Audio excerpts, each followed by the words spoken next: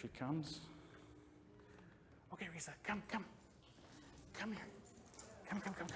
Okay, sit. Right, look at me. Come around. Sit. So this is Risa, and Risa is in training to be a therapy dog with me on campus at Hessen College. I'm the campus pastor there, and I've noticed that students respond to dogs in times when they don't respond to me. So I thought, what a great thing to try to do. And I'll start off with, first of all, and we're going to deal with a few misconceptions. People have the idea, because I'm with Risa most of the time, that I'm primarily a dog person. Believe it or not, I actually like cats better. But cats make horrible therapy animals on a campus. And more people have allergies to cats. So Risa is about 2 years old, and like most labs, she's very, very energetic. So I'm going to see how we go here. But we're going to talk about God, God's character, and dog training, and how they go together. But first of all, beloved, let us love one another, because love is from God. Everyone who loves is born of God and knows God. Whoever does not love does not know God, for God is love. So, love is clearly at the heart of both this passage and who God's character is. And also, love is also how we are to behave towards each other, which begs the question, what is love? Now, at this point, I have to apologize. Most times when you plan a sermon, you try to plan it kind of linear, so it goes in a, dot to dot to dot to dot. My brain doesn't work that way, so it may seem like we jump around quite a bit. So we are going to be dealing with love, but often when I think about love, it's not necessarily in how we have warm, fuzzy feelings with each other, but often things like when we have conflict. And when I have conversations with students, well, we'll get to that in a minute. But one of the things I want to talk about is love and different ways of dog training. And up until a few years ago, I didn't really know a lot about dog training. I had had a couple of dogs before, but I'd always just heard the typical ways of training a dog. When it came to Risa a couple of years ago, I thought, it would be good to learn how to train a dog properly. And we're going to try a few things. Risa? Okay, come on over here. Jump. Okay, good. All right, turn this way. Whisper. Okay. Speak. Good job. All right. Now, shake. Okay. High five. Good job. All right. Ready for this one? Sit pretty. Good job. So one of the things with dogs is they work really well if you have them busy and doing things. They have an active mind and they want to learn. So doing all sorts of tricks does a couple of things. It keeps her mind active, and it also keeps her attention on me. So ready? Come around. Okay, sit, stay. Now this one we're still working on. Leave it. Okay, good job. With dog training, there's two different main ways that I looked at, and I saw different ways. And a lot of the older ways I heard about dog training was all about dominance, being the pack leader. You have to be the alpha dog. Well, as I started looking into that, I was like, I don't like the way that this has us treating dogs. But I also realized that there were other ways out there that had more scientific evidence for them. Yes, you really want this. Okay, jump. And with learning other ways, they fit more with my ethics, but they also fit better with her. So I want to compare these two ways of dog training to start off with here, but I want to say beforehand, I'm not trying to make anybody feel bad if they use the one way that I'm sort of going, I don't like that one as much. It's a very common way of trying to train, and it's only recently that people have started learning other ways, and I think better ways to train a dog. So we have these two different ways of dog training. The one is the dominant alpha pack leader. It's based off of myths and pop culture, and the myth is basically the most violent wolf or the best fighter rules.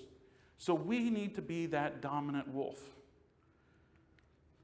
Motivation is from fear and violence and pain. And it's training from the outside in. What I mean by this is if the dog's doing something bad, there's some sort of negative consequence, and it's typically an outside motivation. Shock collars, spike collars, prong things, all of these sort of fit with that kind of training.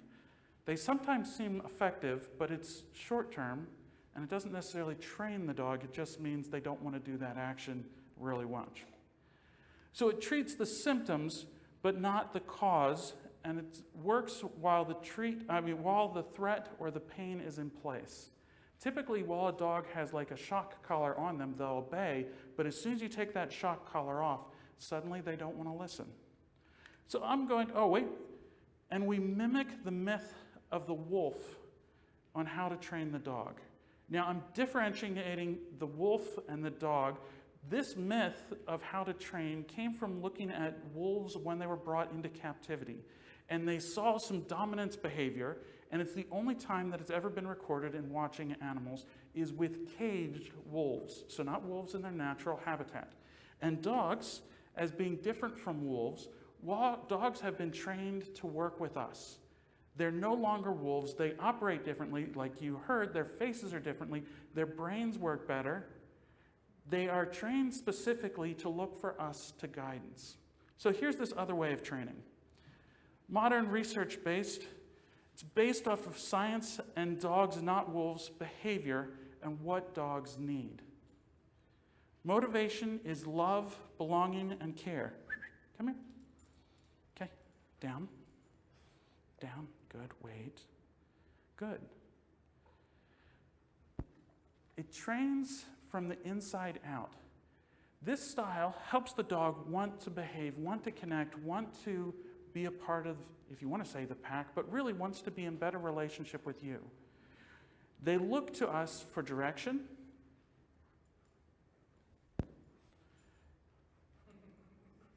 And some of them are very, very, very food motivated. So she loves to work and loves to interact. It meets the needs and treats the causes, and dogs can focus on following us. One of the things that I found really interesting is most dogs act up when they haven't gotten enough exercise. We often take a dog like this, a lab, who's meant to run. Now, how many of you little kids feel like sometimes you have to sit down and all you want to do is run around? When you run around a little bit, then you can sit better. Are any of you like that? Some of the adults are like, I'm like that. I hated school because I had to sit, and I wanted to move around, and I used to sit and fidget. And in seminary, I used to sit in the back so that if I was fidgeting too much, I could stand up and I didn't bother anybody else. Dogs are the same way. If I want her to behave well, I take her to the dog park, I run her, she gets her energy out, and then she works better. Isn't that right? Okay, leave it. Leave it. Okay, come over here. Come around. Sit. Good. Okay. Okay. This way of training, we work as humans to train dogs who have been bred for years to look to us. So this style of training isn't about fear, isn't about dominance, but it works really well with dogs. This way of modeling, what does it really have to do with God?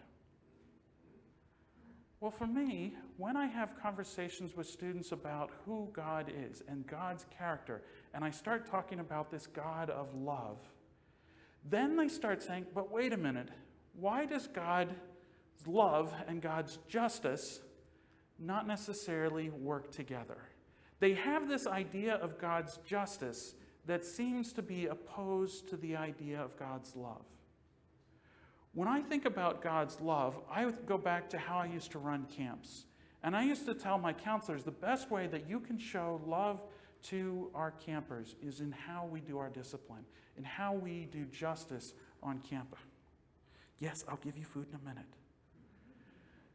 I want to put two different models out there of justice. One I think you've all heard of, that's more of a restorative justice, but I'm going to run through some definitions with it. The other one's more the way the world operates, which is a criminal justice system or a retributive justice system, which means if you do something, there's a punishment for you. I think the Bible is written more from the one perspective, but most of us have the other idea, and we take those ideas of justice and we put them on to who God is. It's kind of like, you remember the old PowerPoints where there was the white coming up and we took the clear thing, we stuck it over there and the image showed up? Often that white light is this God of love, and we have trouble understanding it, so we take our human ideas and we try to put them over God to give God shape. And I often think then we misread who God is. And I think in our understandings of justice, we view it from the world's perspective of justice. Ooh, Risa, come back here. Come back here. Sit. You just want to go say hi to people, don't you? Good girl. So I want to compare these two ways of looking at justice. So first of all, the criminal or retributive justice system. Crime is a violation of the law and the state, or it started off as the king's law, and it was a violation against the king or the kingdom. In this system, violations create guilt. Justice then requires the state to determine blame or guilt and impose pain, punishment. The central focus is offenders getting what they deserve. Okay, stay. The other one is restorative justice. And this is an old definition, but we're going to work with it. Crime is a violation of people and relationships. Violation creates an obligation. Justice involves victims, offenders, and the community members, or all of the stakeholders involved, in an effort to put things right. Central focus is victims' needs and offenders' responsibility to repair the harm. Most of you have probably heard some of restorative justice. I think when I read Jesus and I read the Old Testament of God and how God is working in ways of justice, I see echoes of restorative justice. But I want to show sort of two ways of looking at God's justice coming from this. So if we look at God as retributive justice, sin is a violation of God's law or the kingdom of God. Violation creates guilt. Justice requires that God determines the blame, guilt, and impose pain or punishment to set things right. Now, this might be an extreme way of saying this, but I hear this kind of language all the time. The central focus is sinners getting what they deserve so God can love them again. Now, that may sound a little wrong, but I've heard that language quite often. Let's do another look at it. God's restorative justice, or love. Sin is a violation and harm of people, relationships, and God's creation. Violation creates hurt and brokenness, which often causes more violations and brokenness in a downward spiral. So one pain causes another one. Someone reacts to their trauma and creates more trauma for someone else. Justice involves healing of harms, meeting needs, repairing belonging, dignity, and value. Central focus, people's healing, and relationships being set right, or shalom. For me, when I think of justice in this way, and I think of God's love, they sound very similar. When I think of how I train Risa, whether it's I need to dominate over her, or whether I know she needs things and I'm willing to give her things, and I work with her in love, I think of God's justice in this way. And I feel like it fits a little bit better with what is love. If God's love is that, God's justice and love are perfectly together.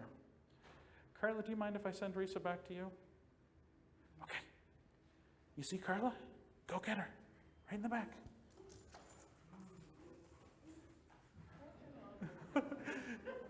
Okay, Risa, come. Okay. So, Risa's done. I kind of figured this would get about to that stage. So I want to deal with another verse here. And this is often, as we are defining love, and we are looking at God's justice. Well, I'll step back so it doesn't ring as much. And we're looking at what is God's love. As my brain looped around, it kept going back between these concepts of, well, God's justice. We see God's love and God's justice. But also this verse kept coming back. And I want to end with this verse. Now, this is one that I think a lot of people go to when they think of love, and it helps define what love is. So this is 1 Corinthians 13, and it's just a part of 1 Corinthians 13. And I will say, with 1 Corinthians 13, we often read it on its own. It's actually all about spiritual gifts, and 12 and 14 go together with it. And if you really want to know what Paul's going on with here, you got to read 12, 13, and 14, and they all hang together. And at the center of it is love. And when Paul talks about spiritual gifts, the center of it is love. But in that definition, here he defines what love is. So this is what he says. Love is patient. Love is kind. Love is not envious or boastful or arrogant or rude. It does not insist on its own way. It is not irritable. It keeps no record of wrongs. It does not rejoice in wrongdoing, but rejoices in the truth. It bears all things, believes all things, hopes all things, and endures all things. And I often go, yes, I like that definition of love. But I also then go back to that first passage and says, it's not God is loving, but God is love. If that's true, then we can also read this passage like this. I want to see how this one hits you. God is patient. God is kind. God is not envious or boastful or arrogant or rude. God does not insist on God's own way. God is not irritable. God keeps no record of wrongs. God does not rejoice in wrongdoing, but rejoices in the truth. God bears all things, believes all things, hopes all things, endures all things. How does that one sit with you? What goes on inside you when you look at God that way?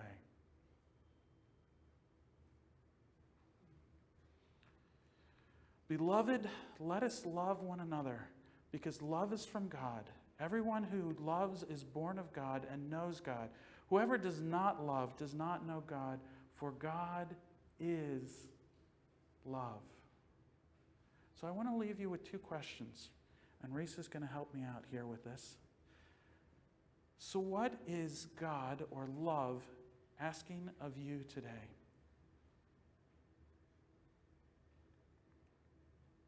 How are you being asked to love others today? Not in dominance, not in power over, but in love of caring for, meeting needs. What is love asking of you today?